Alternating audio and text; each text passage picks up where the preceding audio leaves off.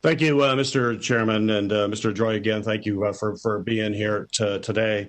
I just want to start off before asking some questions, just making it very clear that the men and women who work at the Postal Service, who check in every day to do their jobs, do it with professionalism, with integrity, and a passion to move the mail as quickly and as efficiently as possible.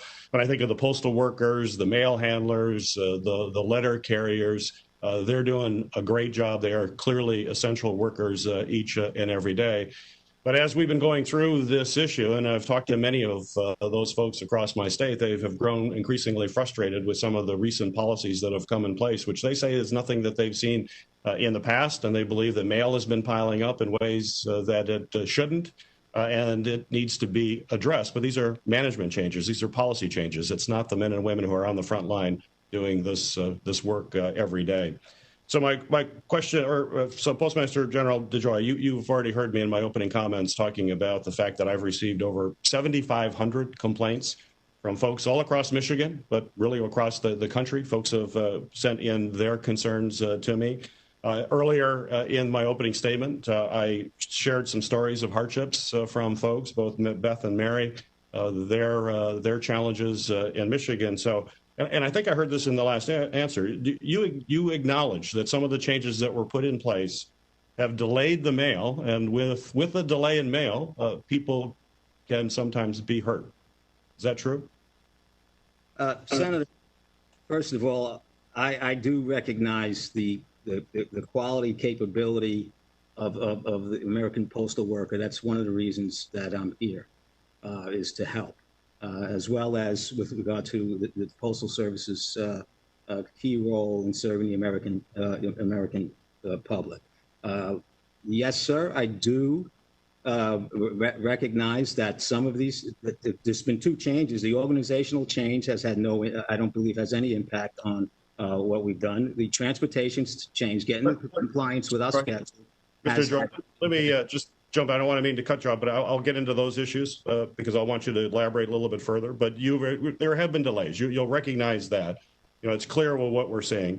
Mail's been delayed, and I've spent over a month asking you to provide some documentation, kind of in my oversight function here in this committee, to how you made these decisions, what kind of analysis, what sort of data was put in place, and for that, and how that information impacted some of the changes you have. Your staff has repeatedly not answered those questions, and so certainly that transparency, I think, is unacceptable. What I have uncovered, though, from what little data is made public by the Postal Service, is on-time mail delivery. And I have my chart as well here too, which is from the Eastern Division. This is what you give to your business customers. And if you look at this line here, if it's probably hard to see, but there is a red line which you can see dipping dramatically. There's a flat line along the top of the chart, then it drops. Around July 11th, you start seeing the drop. July 18th, it falls dramatically. So that's a pretty big drop in on-time mail delivery that we are seeing. And I've asked for 3 times since July 17th for records relating to these service changes and how what I'm hearing from our letter carriers and postal workers and what I'm seeing in the chart that you actually post on your website, a significant drop of mail deliveries.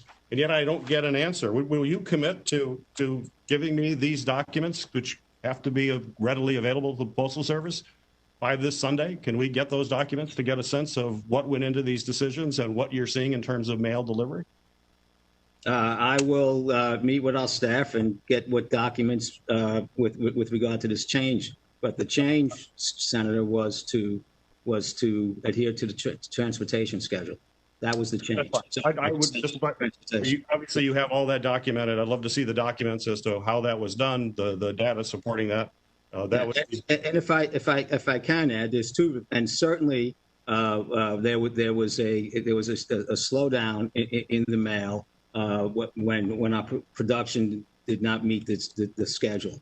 But also, Senator, our employees are experiencing the COVID pandemic also, and we have a significant issue in employee availability in many parts of the country that are also leading to delays in delivery and mail.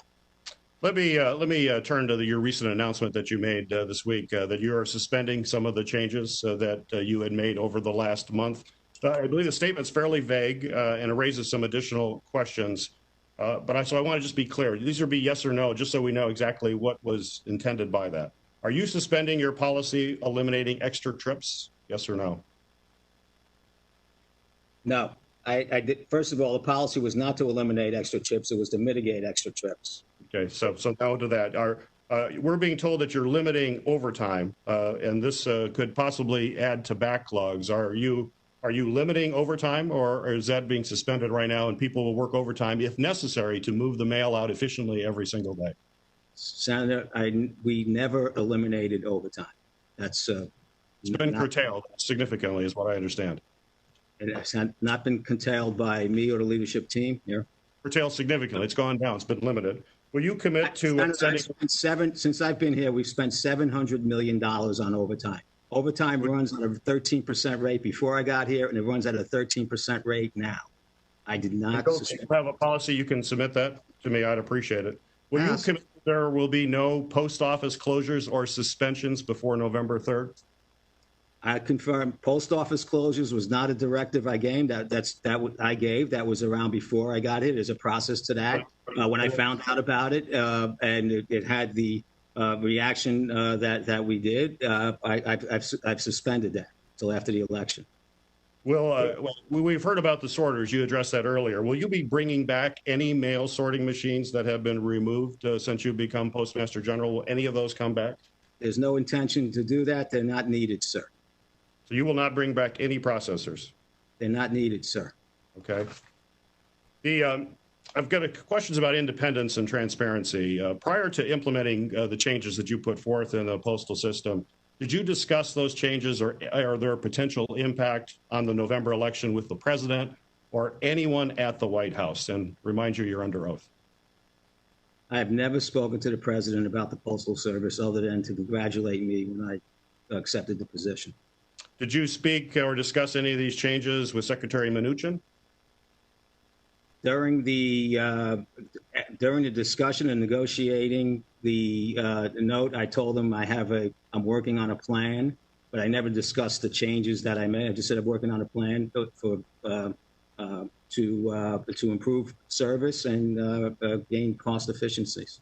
But no grave detail other than that was about it. Prior to implementing the changes, did you discuss these changes or their impact on the election with any Trump campaign officials? No, sir.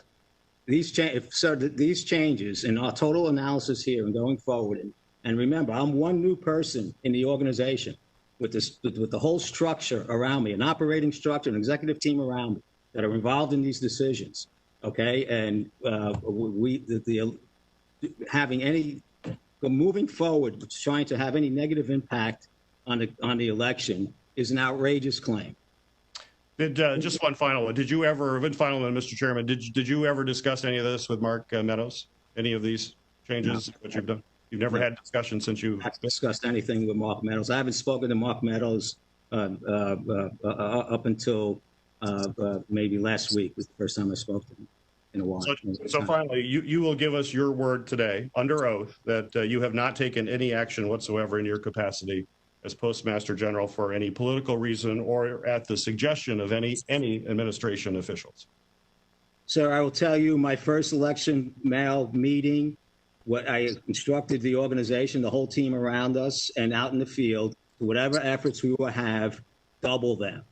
I was greatly concerned about all the political noise that we were hearing, and I've had weekly reviews on this since before this all the excitement came out. We are very committed. The board's committed. The postal workers committed. The union leadership is committed to having a successful election, and the insinuation is, quite frankly, outrageous.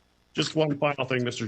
Chairman, just is that as we get into the election now, there has been concern that I'm hearing from state and local governments about first-class mail. Do you have your word that you're not going to mandate that states send out any ballots using either the more expensive first-class mail, and will you continue the processes and procedures to allow election mail to move as expeditiously as possible and treat it like first class?